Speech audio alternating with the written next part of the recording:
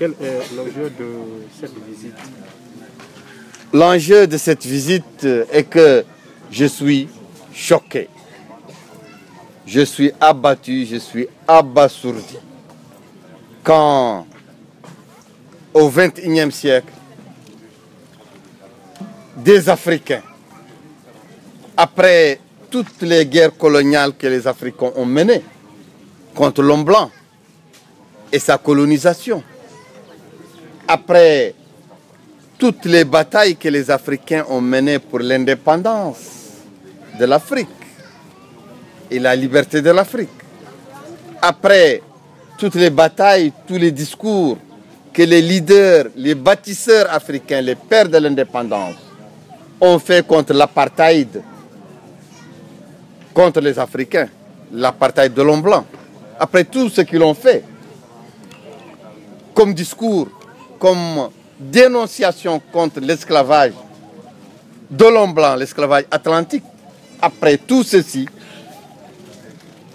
au XXIe siècle, ici sur cette terre d'Afrique, au Mali,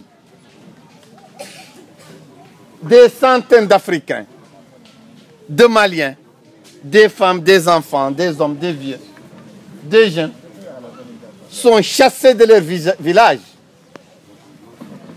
leurs biens confisqués ou brûlés.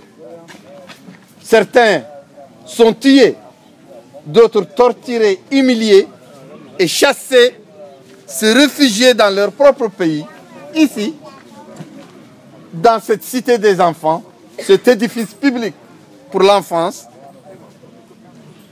dans lequel je vois l'effigie de Modibo Keïta, de Kwame Nkrumah et de Sékou Touré. Et alors,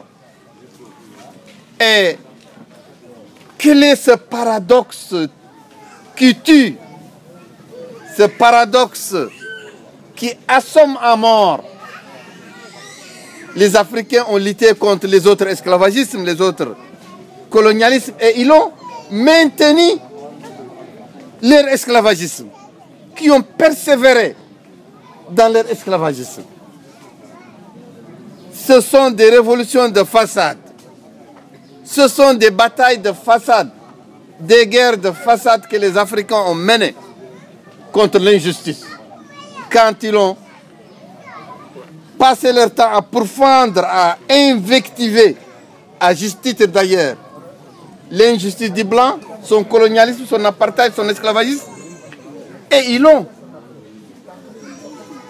laissé s'enraciner l'esclavagisme chez eux, la mentalité esclavagiste, l'idéologie esclavagiste.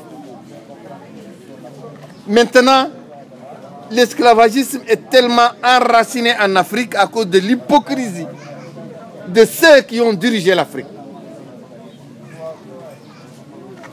à cause de leur défaitisme face aux élites féodales esclavagistes, aux élites dominantes dans la société, dans les sociétés africaines, dont la domination s'est prolongée depuis l'Antiquité jusqu'à maintenant.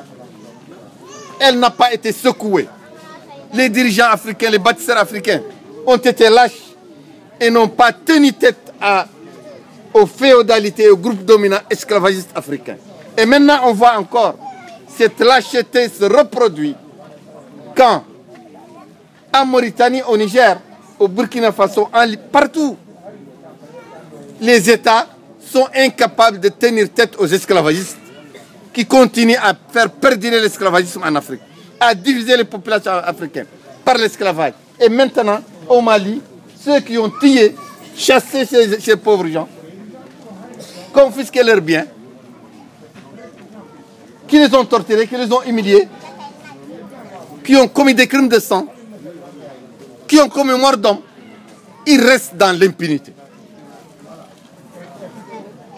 C'est ce que je dénonce aujourd'hui. Et c'est ce que je vais porter devant la communauté internationale. Alors, donc, avant cette visite ce matin, vous avez eu à faire des rencontres. Alors, quelles étaient les grandes conclusions?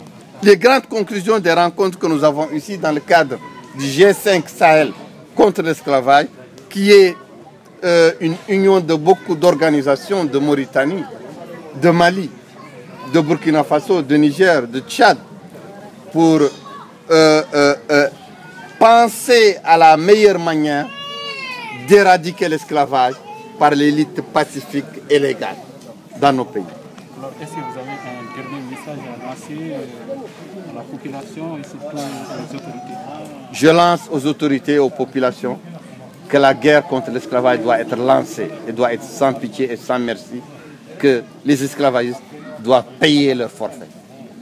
Même s'ils sont africains, même s'ils sont noirs. Je vous remercie. Merci. Si on peut avoir votre... Mais pourquoi ces Africains, ces grands Africains, n'ont pas combattu la monstrueuse